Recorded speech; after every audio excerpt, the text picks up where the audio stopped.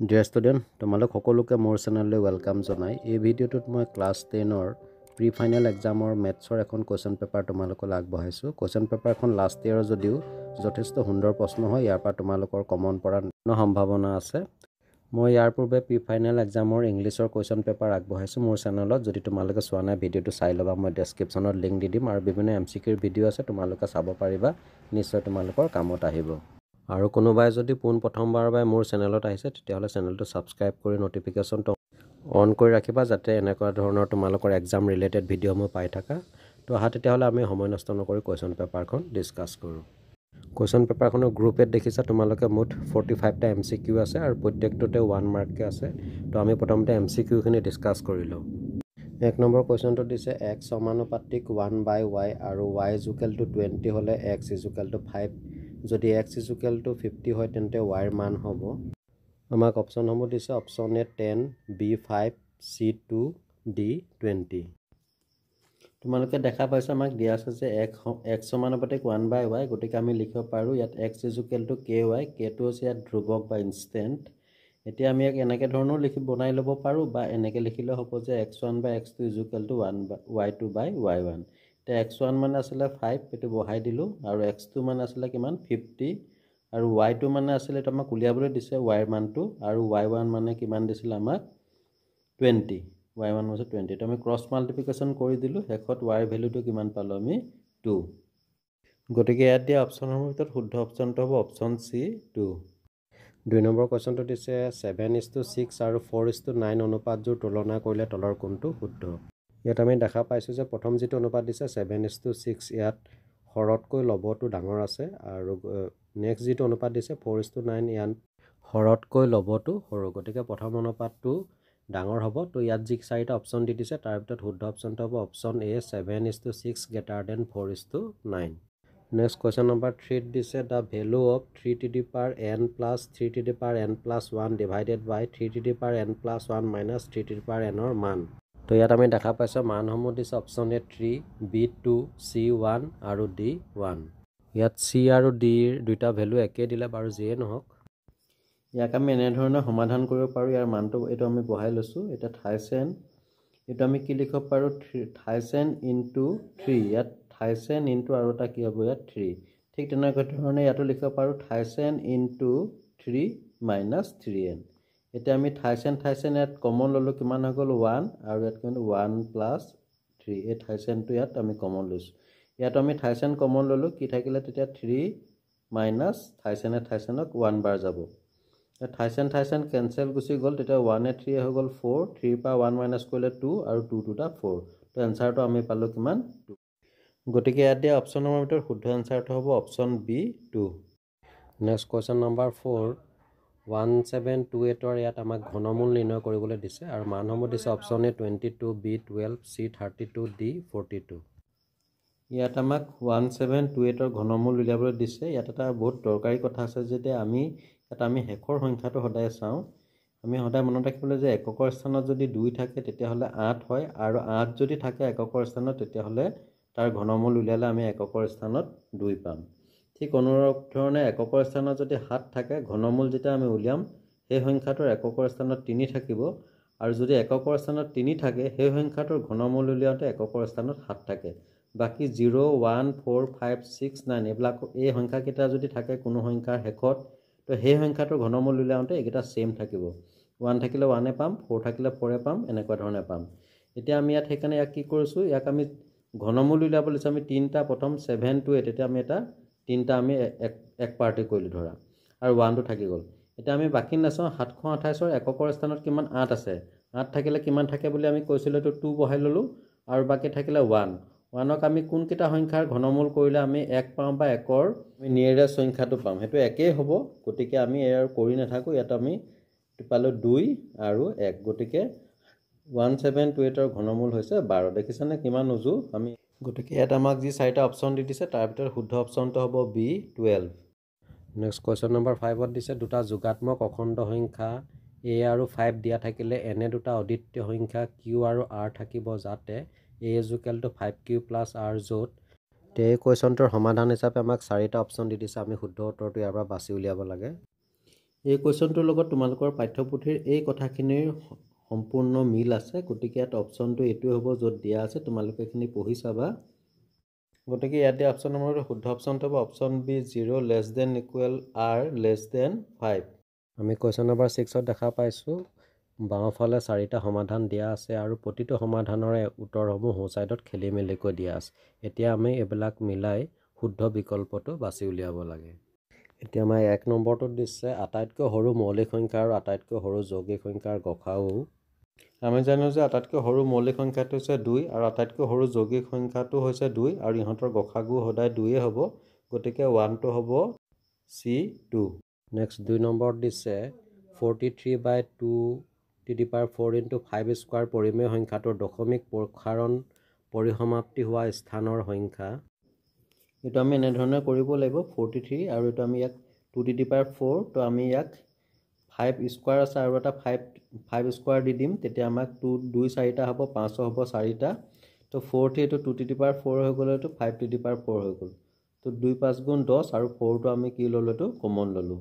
এতিয়া 1ৰ পিছত 0 4টা হ'ব আৰু 4টা থাকিলে দশমিকটো 4টাৰ আগত বহিবই, গতিকে দশমিক প্ৰসাৰণৰ পৰিসমাপ্ত হোৱা স্থানৰ সংখ্যা হ'ব 4। নেক্সট 3 নম্বৰত দিছে আটাইতকৈ সৰু সংখ্যা যিটো সংখ্যাৰে √27ক পূৰণ কৰিলে এটা পৰিমেয় সংখ্যা পোৱা যাব। আমি সোঁ ছাইডৰ এনচাৰসমূহলৈ যদি চাওঁ দেখা পাইছোঁ যে অপশ্যন এ যিটো আছে √3 লগত √27 ইনটু কৰিলে √81 পাব আৰু 81ৰ বৰ্গমূল হৈছে 9, যিটো এটা পৰিমেয় সংখ্যা। গতিকে 3 নম্বৰটোৰ সমাধানটো হ'ব এ √3।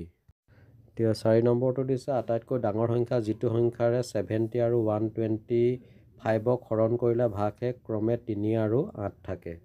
এতিয়া আমি ৰাইট ছাইডৰ সমাধানবিলাকলৈ যদি চাওঁ অপশ্যন বিত যিটো দিছে 13 যদি আমি 70ক ডিভাইড কৰোঁ 13 5 গুণ 65, 5 ভাগশেষ থাকিব আৰু 125ক হৰণ কৰিলে 13 9 গুণ 117, 8 ভাগশেষ থাকিব, গতিকে 4টো হ'ব B13। গতিকে আমাক যি 4টা অপশ্যন দি দিছে তাৰ ভিতৰত শুদ্ধ অপশ্যনটো পালোঁ option C 1C 2D 3A 4B। Next question number 7ত দিছে কাষৰ চিত্ৰত বহুপদ y = fx। এতিয়া আমাক অপশ্যনসমূহ দিছে যে A এটাও শূন্য নাই, B এটা শূন্য আছে আৰু শূন্যটো হৈছে 2, C এটা শূন্য আছে আৰু শূন্যটো হৈছে 0, D দুটা শূন্য আছে। এই কুৱেশ্যনটোত আমাক লেখটো এনেকুৱা ধৰণৰ দিছে আৰু ইয়াত কি দিছে যে লেখটো x অক্ষৰ ওপৰ পিনে নাইবা সম্পূৰ্ণ x অক্ষৰ তলৰ পিনে থাকিব আৰু ই x অক্ষক কোনো বিন্দুত নাকাটে, অৰ্থাৎ ইয়াত এটাও শূন্য নাথাকিব, গতিকে ইয়াত শুদ্ধ অপশ্যনটো হ'ব অপশ্যন এ এটাও শূন্য নাই। কুৱেশ্যন নম্বৰ 8টোত দিছে 5 - 3 × √2 আৰু 3 + 3 × √2 শূন্য বিশিষ্ট দ্বিঘাত বহুপদটো হ'ল। এতিয়া আমি এই সমস্যাটোৰ সমাধান কৰি চাওঁ, তেতিয়াহে গম পোৱা যাব যে কোনটো অপশ্যন ইয়াত শুদ্ধ হ'ব। আমাক ইয়াত এই দুটা দ্বিঘাত বহুপদটোৰ শূন্য বুলি দি দিছে, তাত মাইনাছ আছে তাত প্লাছ আছে, আমি কেনেকৈ ধৰণৰ লিখিব পাৰোঁ 5 + - 3 × √2। এতিয়া অৰ্থাৎ আমি এটা দ্বিতীয় পাৰোঁ এটা x মাইনাছ আৰু এটা এইটো x - 5 + 3 × √2 আৰু x - 5 - 3 × √2 বহুপদ ৰাশিটোৰ উৎপাদক। তো ইয়াক আমি এনেকৈ ধৰণে লিখি ল'লোঁ। তাৰপাছত এইটো আমি আমাৰ এটা ফৰ্মুলা পাইছিলোঁ যে x - a x - b = x² - a + b × x + ab। তো এই ফৰ্মুলাটো আমি এইখিনি লিখি ল'লোঁ।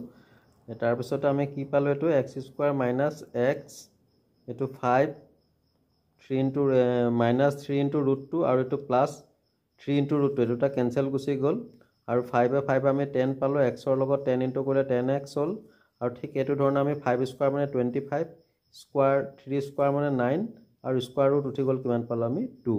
তো x² - এইটো 10x হৈ গ'ল আৰু 9 × 2 = 18, 25ৰ পৰা 18 গ'লে 7, তো ভেলুটো পালোঁ আমি x² - 10x + 7। গতিকে আমি দেখা পালোঁ শুদ্ধ অপশ্যনটো হ'ব অপশ্যন এ x² - 10x + 7। Next question number 9 28x³ - 5x² - 11x + 3 বহুপদটোৰ আমাক p দিছে 0 3টাৰ সমষ্টি -5/3 আৰু qত দিছে 0 3টাৰ গুণফল -1। ইয়াক আমি এনেধৰণে সমাধান কৰিছোঁ। এইটো দিছে বহুপদটোক ax³ + bx² + cx + d ৰ লগত যদি তুলনা কৰি পাওঁ তেতিয়াহ'লে a ৰ ভেলুটো হ'ব 3, b ভেলুটো হ'ব কিমান পাম আমি -5 আৰু c ভেলুটো -11 আৰু d ভেলুটো কিমান হ'ব -3। এতিয়া 0 3টাৰ সমষ্টিৰ ফৰ্মুলাটো আছিলে কি -b/a, তো ইয়াত মাইনাছটো আছে আৰু a মানে কিমান পাইছিলোঁ আমি সৰি b মানে পাইছিলোঁ -5 মাইনাছে মাইনাছে +5/2 3 পালোঁ আৰু 0 3 তাৰ গুণফল যেটো হৈছিল কিমান d/a d মানে আছিল আমাৰ কিমান -3 আৰু a মানে আছিল 3 তো 3 3 3 1 3 আৰু আগত কি বহিব মাইনাছ তো 0 3 তাৰ সমষ্টি পালোঁ আমি 5/3 আৰু 0 3 তাৰ গুণফল পালোঁ -1 গতিকে শুদ্ধ অপচনটো হ'ল অপচন ডি পি আৰু কিউ দুইটাই সত্য নেক্সট কোৱেশ্চন নম্বৰ 10 ত দিছে ax² + bx + c = 0 য'ত a = not 0 সমীকৰণটোৰ মূল দুটাৰ পূৰণফল যোগফলৰ সৈতে সমান হ'ব যদিহে আমাক অপচনসমূহ দিছে অপচন এ b + c = 1 b - c = 1 c দিছে b + c = 0 আৰু d দিছে b = c আমাক এই সমীকৰণটো দি দিছিলে তো ইয়াত আমি কি পাইছিলোঁ যে মূল দুটা হ'ব আলফা আৰু বিটা আৰু প্ৰশ্নটো দি দিছে যে মূল দুটাৰ পূৰণফল মূল দুটাৰ যোগফলৰ সৈতে সমান আলফা * বিটা = আলফা + বিটা এতিয়া মূল দুটাৰ পূৰণফলৰ মানটো আমি পাইছিলোঁ c/a সূত্ৰমতে আৰু যোগফলটো আছিল -b/a এতিয়া দুইফালে a কেনসেল গুচি গ'ল কি পালোঁ c = -b এতিয়া যদি -b টো এফালে গুচি আহে তেতিয়া প্লাছ হৈ যাব b + c = 0 পাম আমি গতিকে ইয়াত শুদ্ধ অপচনটো হ'ব option C b + c = 0 next question number 11 টো ঠিক তেনেধৰণৰ এটা কোৱেশ্চন দিছে যে ax² + bx + c = 0 য'ত a = not 0 সমীকৰণটোৰ মূল দুটা বাস্তৱ অপৰিমেয় হ'ব যদিহে আমাক অপচনসমূহ দিছে অপচন এ b² - 4ac = 0 b দিছে b² - 4ac এটা অপূৰ্ণবৰ্গ ৰাশি c দিছে b² > 4ac আৰু d দিছে b² - 4ac এটা অপূৰ্ণবৰ্গ ৰাশি ইয়াত যেহেতু মূল দুটা বাস্তৱ আৰু অপৰিমেয় হোৱাৰ কথা কৈছে গতিকে শুদ্ধ অপচনটো হ'ব অপচন ডি b² - 4ac এটা অপূৰ্ণবৰ্গ ৰাশি নেক্সট কোৱেশ্চন নম্বৰ 12 ত দিছে এটা সমকোণী ত্ৰিভুজৰ অতিভুজৰ দৈৰ্ঘ্য 10 সেন্টিমিটাৰ আৰু বাকী দুটাৰ এটা আনটোৰ দুগুণ হ'লে পৰিস্থিতিটো বুজাবৰ বাবে x চলক ব্যৱহাৰ কৰি লিখা সমীকৰণটো হ'ল ইয়াত আমাক চাৰিটা অপচন দি দিছে আমি ধৰি ল'লো এইটো সমকোণী ত্ৰিভুজ ABC ইয়াত অতিভুজ বি কোণটো 90 ডিগ্ৰী আৰু ইয়াত অতিভুজৰ মানটো দিছে 10 আৰু আমাক এই বাহু দুটা এটা আনটোৰ দুগুণ গতিকে যদি আমি x ধৰো এটো তেতিয়াহ'লে কিমান হ'ব twice x ইয়াত আমি পাইথাগোৰাছৰ সূত্ৰ এপ্লাই কৰিলো আৰু হেকত আমি কিমান পালো 5x² = 100 অৰ্থাৎ s চলক ব্যৱহাৰ কৰি লেখা সমীকৰণটো হ'ব c 5x² = 100 next question number 13 ত দিছে এটা সমান্তৰ প্ৰগতিৰ প্ৰথম পদ x সাধাৰণ অন্তৰ d মুঠ পদৰ সংখ্যা n আৰু অন্তিম পদ y হ'লে মই অপচনসমূহ পঢ়ি থাকিব বিচৰা নাই আৰু ইয়াত তোমালোকে দেখা পাইছা যে কিছুমান এনসাৰ টিক মৰা আছে এটো কিন্তু সলিউশন ভিডিও নহয় গতিকে আমি যেতিয়া তাক সমাধান কৰিম তেতিয়াহে গম পাম কোনটো অপচন ইয়াত শুদ্ধ আমি ইয়াত এই ফৰ্মুলাটোকে ব্যৱহাৰ কৰিব লাগিব খালি প্ৰশ্নটোত আমাক প্ৰথম পদটো x বুলি দিছে আৰু যেটো nতম পদ এটা আমি y মানটো উলিয়াব লাগে কিন্তু ফৰ্মুলাটো আমাৰ সেম হ'ব গতিকে এটো আমি ব্যৱহাৰ কৰিব লাগিব ইয়াত a জাগাত বহিব x আৰু ইয়াত a n ৰ জাগাত বহিব y গতিকে ইয়াত শুদ্ধ অপচনটো আমি দেখা পালো option C y = x + n - 1 * d next question number 14 এটা ত্ৰিভুজৰ কোণ তিনিটাৰ সমান্তৰ প্ৰগতিত থাকে আৰু হিহঁতৰ সাধাৰণ অন্তৰ 30 ডিগ্ৰী হয় তেন্তে কোণ কেইটা হৈছে আমি ইয়াত অপচনসমূহ যদি চাওঁ তেতিয়াহ'লে অপচন বি আৰু ডি প্ৰত্যেকটো কোণৰ সাধাৰণ অন্তৰ আমি 30 ডিগ্ৰী দেখা পাইছো কিন্তু বিত যেটো আছে প্ৰথম কোণটো 0 ডিগ্ৰী কোণ কেতিয়াও থাকিবই নোৱাৰে গতিকে শুদ্ধ অপচনটো হ'ব option D 30 degree 60 degree 90 degree next question number 15 ত দিছে যদি a b আৰু c সংখ্যা তিনিটা সমান্তৰ প্ৰগতিত থাকে তেন্তে c + a - twice b into a + b - twice c into b + c - twice a মান হ'ব আমি এক দিয়া আছে যে a b c সংখ্যা কেইটা সমান্তৰ প্ৰগতিত আছে গতিকে আমি এটো লিখিব পাৰো a2 - a1 আৰু a3 - a2 ইয়াত a2 মানে হ'ব b - a আৰু a2 মানে হ'ব c - b তো আমি ইয়াত কি কৰিছো এই -b টো এফালে লৈ আনো +b হৈ গ'ল আৰু -a টো এফালে লৈ আনিলো +a হৈ গ'ল তেতিয়া b ইয়াত কিমান পালো twice b = কিমান পালো a + c এটা আমি গুটেখিনি লিখি লৈছো এই twice b ৰ জাগাত খালি a + c আমি ইয়াত বহুৱাই দিছো তাৰ পিছত এটো লাষ্টত কি হৈ গ'ল গৈ এটো c a + a তো -a কেনসেল গুচি গ'ল আৰু +c - a কেনসেল গুচি গ'ল কিমান পালো আমি 0 তো বাকি কিটা যিয়ে নাপাও হেকত 0 লগত যিকোনো সংখ্যা পূৰণ কৰি আমি কিমান পালো 0 কিবা বুজি নাপালে কমেন্ট কৰিবা গতিকে ইয়াতে আমি দেখা পালোঁ যে ইয়াত শুদ্ধ অপশ্যনটো হ'ব option A 0। Next question number 16, যদি ত্ৰিভুজ এ বি চিৰ ডি সমান্তৰাল বি চি আৰু A C equal to x, D B equal to x minus 2, A equal to x plus 2, E C equal to x minus 1, তেন্তে এক্সৰ মান কি? এতিয়া আমি এইটো সমাধান কৰি চাওঁ, তেতিয়া গম পাম কোনটো অপশ্যন শুদ্ধ হ'ব। ধৰি লওঁ আমি এইটো হৈছে ত্ৰিভুজটো, ইয়াত ডি সমান্তৰাল হৈছে বি চি আৰু এ ডিৰ ভেলুটো দিছে এক্স আৰু ডি বিৰ ভেলুটো দিছে এক্স মাইনাছ 2 আৰু এফালে এৰ ভেলুটো দিছে কিমান এক্স প্লাছ 2 আৰু ই চিৰ ভেলুটো দিছে এক্স মাইনাছ 1। তো আমি এইখিনি এইটো থেলছৰ উপপাদ্য আমি কি পাইছিলোঁ, A D by D B equal to A E by E C. ইয়াত আমি ভেলুবিলাক বহাই পেলাই আমি ক্ৰছ মাল্টিপ্লিকেশ্যন কৰি দিলোঁ আৰু শেষত আমি এক্সৰ ভেলুটো কিমান পালোঁ 4। ইয়াত আমি A plus B A minus B A plus B equal to A square minus B square এই ফৰ্মুলাটো আমি ইয়াত ইউজ কৰিছোঁ। গতিকে এইটো হৈ যাব কিমান এক্স স্কোৱাৰ, এইটো 2 স্কোৱাৰ। মই বুজাই দিছোঁ। তো এক্সৰ ভেলুটো আমি পালোগৈ লাষ্টত 4। কিবা বুজি নাপালে কমেণ্ট কৰিবা।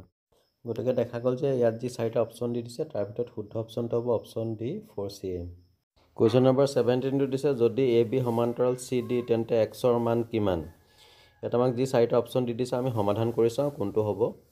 ইয়াত আমাক এ বি সমান্তৰাল চি ডি দি দিছে, গতিকে ইয়াত আমি থেলছৰ উপপাদ্যটো প্ৰয়োগ কৰিব পাৰিম আৰু এইখিনি ভেলু দিছে 5 এও আৰু এফালে দিছে 4x মাইনাছ 2, এইপিনে ঠিক তেনেদৰে বিও দিছে 5 আৰু অ' ডি দিছে কিমান 2x প্লাছ 4। তো সেইমতে আমি ইয়াত বহুৱাই ল'লোঁ থেলছৰ উপপাদ্য মতে। মই ডাইৰেক্ট কৰিছোঁ, যিটো MCQ হয়, বেছি সময় নষ্ট কৰি লাভ নাই। তো ক্ৰছ মাল্টিপ্লিকেশ্যন কৰি দিলোঁ, শেষত আমি এক্সৰ ভেলুটো কিমান পালোঁ 3। বুজি নাপালে তোমালোকে ইয়াত কমেণ্ট কৰিবা। গতিকে ইয়াত অপশ্যন নম্বৰ ভিতৰত শুদ্ধ অপশ্যনটো আমি দেখা পালোঁ চি 3 চেণ্টিমিটাৰ।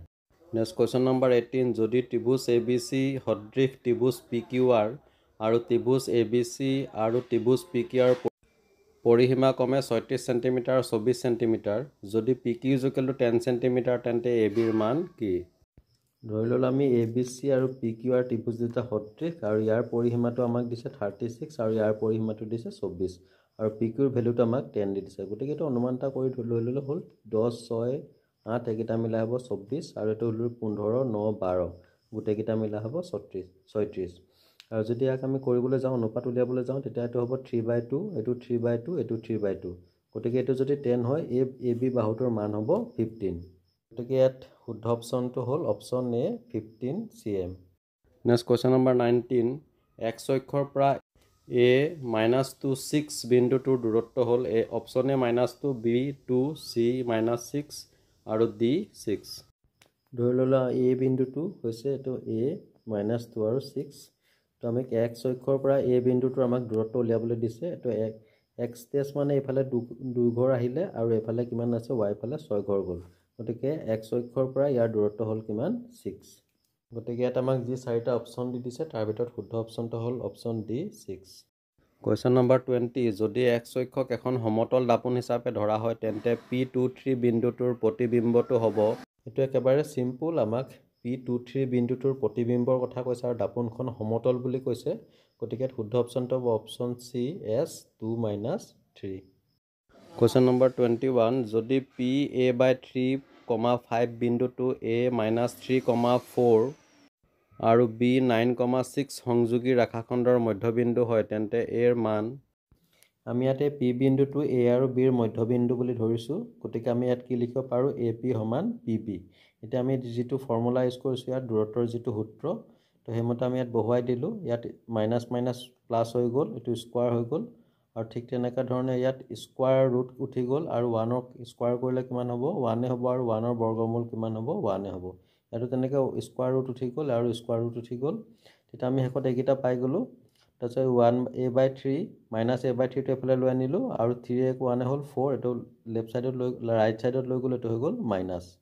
তো আমি 3 এলচিয়াম 3 হৈ গ'ল, আমি কিমান পালোঁ 2a আৰু এইফালে 10ৰ পৰা 4 গ'লে কিমান হ'ব 6। তো শেষত এৰ ভেলুটো আমি ইয়াত কি কৰিছোঁ ক্ৰছ মাল্টিপ্লিকেশ্যন কৰিলোঁ, 3 6 কিমান হৈ গ'ল 18 আৰু ইয়াত কিমান আছিলে 2 18ক ডিভাইড কৰিলে কিমান পালোঁ আমি 9। তো এৰ ভেলুটো আমি পাই গৈছোঁ ইয়াত 9। গতিকে দেখা পালোঁ যে ইয়াত শুদ্ধ অপশ্যনটো হ'ব অপশ্যন এ 9। কুৱেশ্যন নম্বৰ 22, যদি sin আলফা ইজুকেল টু 1 আৰু tan বিটা ইজুকেল টু 1 তেন্তে আলফা মাইনাছ বিটাৰ মান option A 0 degree, B 30 degree, C 45 degree, D 60 degree. ইয়াত আমাক দিয়া আছে যে sin alpha equal to 1 sin alpha 1 মানে আমি কিমান পাইছিলো ফৰ্মুলাত sin 90 ডিগ্ৰী sin কেনসেল গুচি গল alpha ইকুৱেল পালো 90 ডিগ্ৰী ঠিক তেনেকৈ আছে tan beta ইকুৱেল টু 1 আৰু 1 মানে পাইছিলো কিমান tan 45 ডিগ্ৰী তো tan কেনসেল গুচি গল b ইকুৱেল টু কিমান পালো 45 ডিগ্ৰী তে alpha minus beta কৈছে alpha মানে পাইছিলো 90 beta মানে পাইছিলো 45 90 পৰা 45 মাইনাস কৰিলে কিমান পালো আমি 45 ডিগ্ৰী গতিকে ইয়াতে অপচন নম্বৰটো শুদ্ধ অপচন হ'ল option C 45 degree Question number 23 5 cosec square theta minus 5 cot square theta is equal to question mark আমাক অপচন সমূহ দিছে a minus 5 b 1 c 5/2 d 5 এটো একেবাৰে সিম্পল আমাক এনেকুৱা ধৰণে দিয়া আছে 5 টো আমি কমন লৈ ললো তেতিয়া cosec square theta minus cot square theta আৰু আমি এটা সূত্ৰ পাইছিলো যে cot square theta plus 1 is equal to cosec square theta গতিকে আমি লিখিব পাৰো cosec square theta minus cot square theta is equal to কিমান হ'ব 1 গতিকে আমি এই দুটাৰ ভ্যালুটো বহাই দিলো 1 আৰু 5 গুণ কিমান হৈ গল 5 গতিকে আমি দেখা পালো যে ইয়াতে অপচন নম্বৰ ভিতৰত শুদ্ধ অপচনটো হ'ব অপচন ডি 5 Question number 24 দিছে তলৰ অংক দুটা মিলাই শুদ্ধ বিকল্পটো বাছি লৈ ইয়াত লেফট সাইডত cos থিটা tan স্কয়াৰ থিটা sin স্কয়াৰ থিটা আৰু cot স্কয়াৰ থিটা দিয়া আছে আৰু হিয়াৰ মান বিলাক হু সাইডত দিয়া আছে কিন্তু খেলিমেলিকৈ দিয়া আছে ইয়াক আমি শুদ্ধভাৱে সজাব লাগে আৰু তাৰ পিছত শুদ্ধ বিকল্পটো বাছিব লাগে ইয়াত আমাৰ ফৰ্মুলাটো মুখস্থ থাকিলে আমি পাৰিম একিটা সমাধান কৰিব প্ৰথম যেটো দিছে cos স্কয়াৰ থিটা মানে হৈছে 1/sec স্কয়াৰ থিটা আৰু tan স্কয়াৰ থিটা মানে হৈছে sin স্কয়াৰ থিটা বাই cos স্কয়াৰ থিটা আৰু যেটো sin স্কয়াৰ থিটা মানে হৈছে 1 - cos স্কয়াৰ থিটা আৰু cot স্কয়াৰ মানে হৈছে cosec স্কয়াৰ থিটা - 1 গতিকে ইয়াতে অপচন নম্বৰটো শুদ্ধ অপচনটো আমি পালো option B a4 b3 Question number 25 দিছে এটা বৃত্তৰ এটা বিন্দুত টনা স্পৰ্শক আৰু এই বিন্দুৰ মাজৰে যোৱা ব্যাসাৰ্ধৰ মাজৰ কোণটো অপচন এ 0 ডিগ্ৰী বি 45 ডিগ্ৰী সি 90 ডিগ্ৰী ডি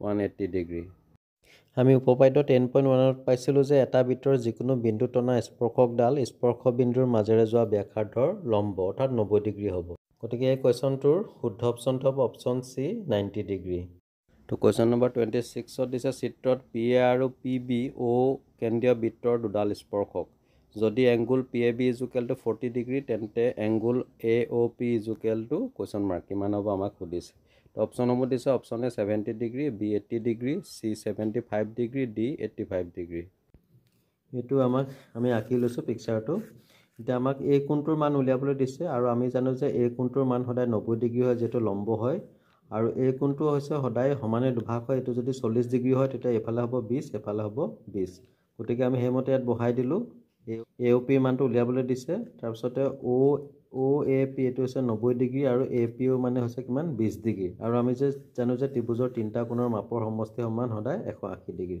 তো আমি AOP কিমান পালো 180 ডিগ্ৰী 90 আৰু 20 110 ডিগ্ৰী আমি মাইনাস কৰিলো কিমান পালো AOP = 70 ডিগ্ৰী গতিকে ইয়াতে অপচন নম্বৰটো শুদ্ধ অপচনটো হ'ল অপচন এ 70 ডিগ্ৰী নেক্সট কোৱেশ্চন নম্বৰ 27 ত দিছে এটা বিন্দু কিউৰ পৰা এটা বিন্দুৰ স্পৰ্শকডালৰ দৈৰ্ঘ্য 24 সেন্টিমিটাৰ আৰু কেন্দ্ৰৰ পৰা কিউৰ দূৰত্ব 25 সেন্টিমিটাৰ বৃত্তটোৰ ব্যাসাৰ্ধ হ'ল ইয়াক আমি এনে ধৰণৰ সমাধান কৰিব লাগিব এই কিউৰ বিন্দুৰ পৰা ইয়াৰ যিডাল স্পৰ্শকডালৰ দৈৰ্ঘ্য দিছে 24 সেন্টিমিটাৰ আৰু ইয়াৰ কেন্দ্ৰ ওৰ পৰা এই বিন্দুটোৰ দূৰত্ব দিছে 25 সেন্টিমিটাৰ ইয়াত আমি পাইথাগোৰাছৰ উপপাদ্য এপ্লাই কৰিলো আৰু হেফত আমি OP ৰ ভ্যালুটো পালো কিমান 7 সেন্টিমিটাৰ তো এখানে বুজি পাইছা নিশ্চয় একেবাৰে সিম্পল তোমালোকে গতিকে এই কোৱেশ্চনটোৰ আমি শুদ্ধ অপচনটো পালো অপচন এ 7 সেন্টিমিটাৰ তো ডিয়াৰ ষ্টুডেন্টে দেখা পালো যে যিখিনি টিক মাৰিছে গোটেইখিনি এনসাৰ শুদ্ধ গতিকে এখিনি তোমালোকে এনসাৰ বিলাক ইয়াতে দিয়া আছে মই আৰু এখিনি এক্সপ্লেইন কৰি নাথাকো যথেষ্ট দীঘলীয়া হৈ গৈ আছে ভিডিওটো নিশ্চয় তোমালোকে বুজি পাবা এখিনি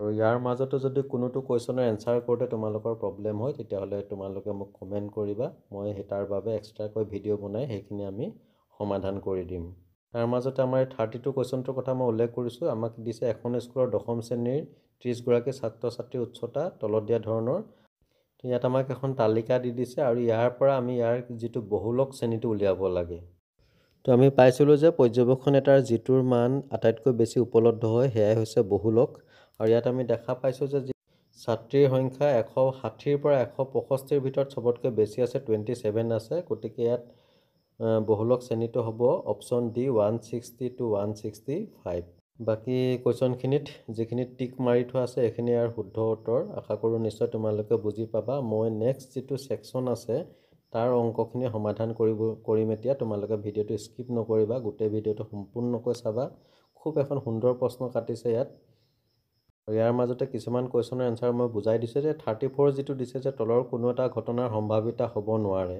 শুদ্ধ অপশ্যনটো ডি হোৱাৰ কাৰণ হৈছে সম্ভাৱিতা কেতিয়াও 1.01 হ'বই নোৱাৰে এইটো।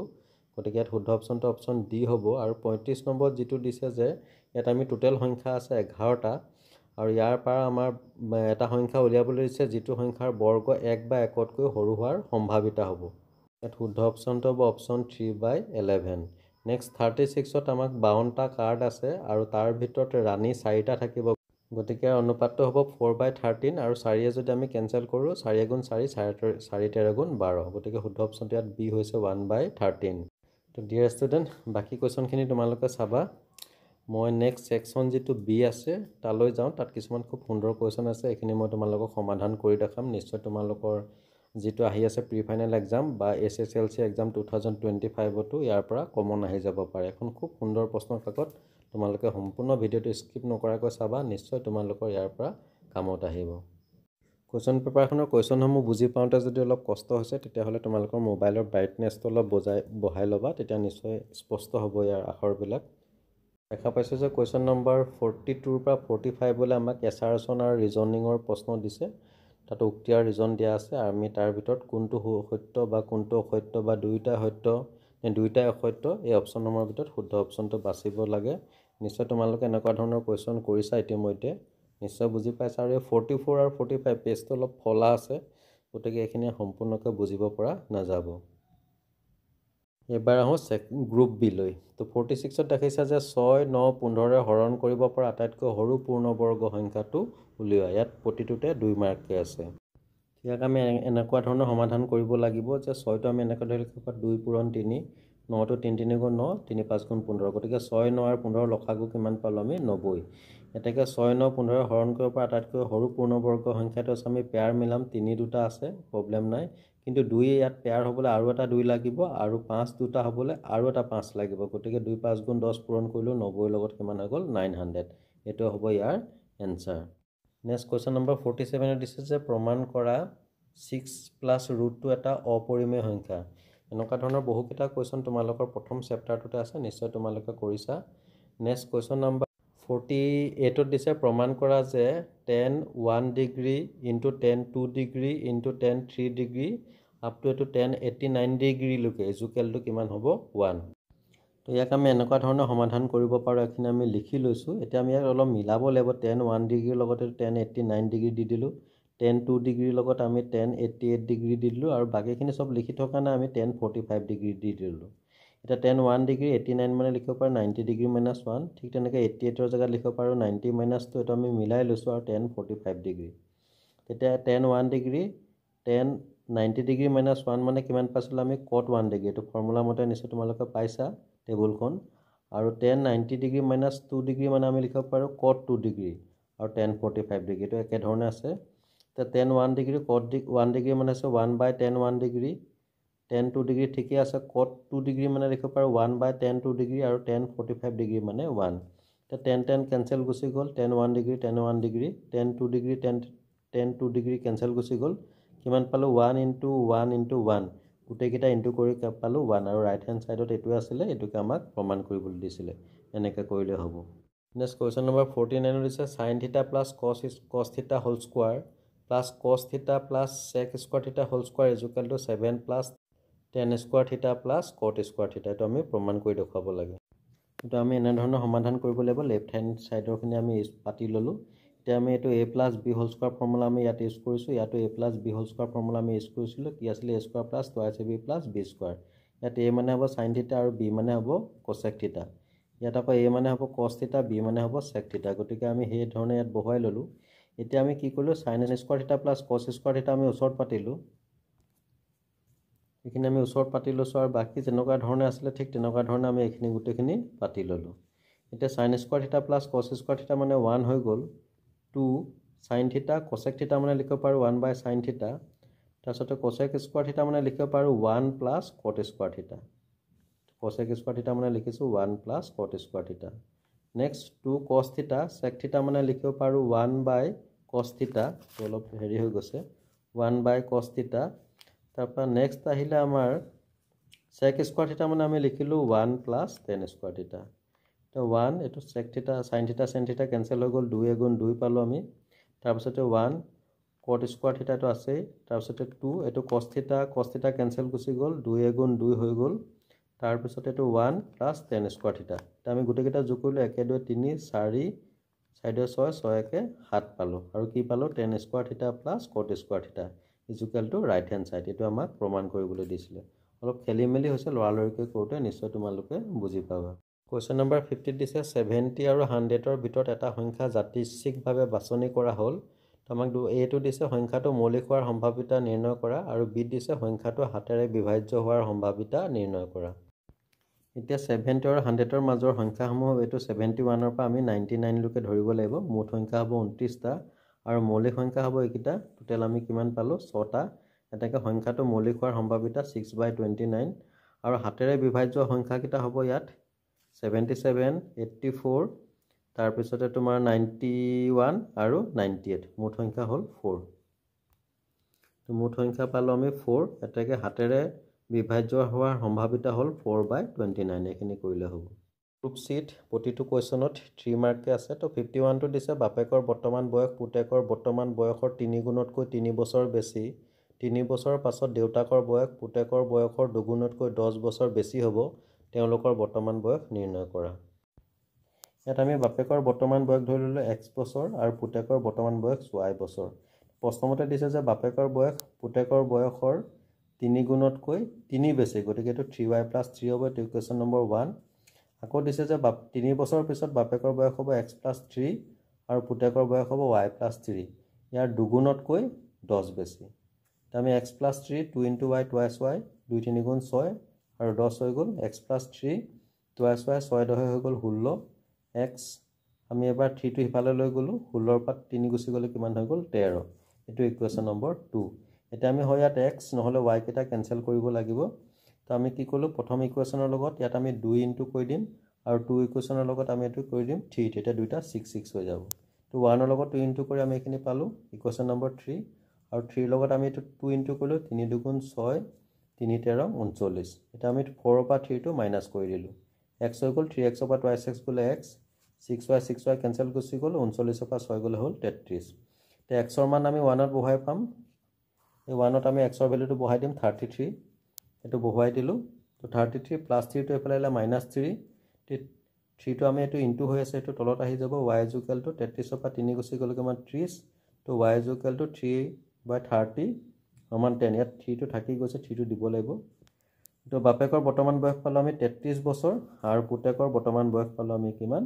y মানে 10 বছৰ তো ডিয়াৰ ষ্টুডেন্ট বাকি কোৱেশ্যনখিনি তোমালোকে নিজে ট্ৰাই কৰিবা যেটো কোৱেশ্যনতে তোমালোকৰ সমাধান কৰতে অসুবিধা হয় মোলে কমেন্ট কৰিবা মই হেতু ব্যক্তিগতভাৱে লাগিলে তোমালোকৰ হোৱাটছআপত হলো সমাধান কৰি দিম তো আশা কৰো নিশ্চয় ভিডিওটো তোমালোকৰ বাবে হেল্পফুল হ'ব আপকামিং সকলো এক্সামৰ বাবে মোৰ ফালৰ পৰা শুভেচ্ছা থাকিল তো যদি তোমালোকে ভাবিছা ভিডিওটো হেল্পফুল হৈছে তেতিয়া হলে যিমান পাৰা তোমালোকৰ ফ্ৰেণ্ডলৈ শেয়াৰ কৰিবা আৰু লগতে মোৰ চেনেলটো যদি নতুনকৈ আহিছে সাবস্ক্ৰাইব কৰি লবা কাৰণ এনেকুৱা ধৰণৰ ভিডিও মোৰ চেনেলত পাই থাকিবা তোমালোকৰ মেট্ৰিক এক্সামৰ লৈকে তো আন এটা ভিডিওত তোমালোকক পুনৰ লগ পাম আজিলৈ আহো ধন্যবাদ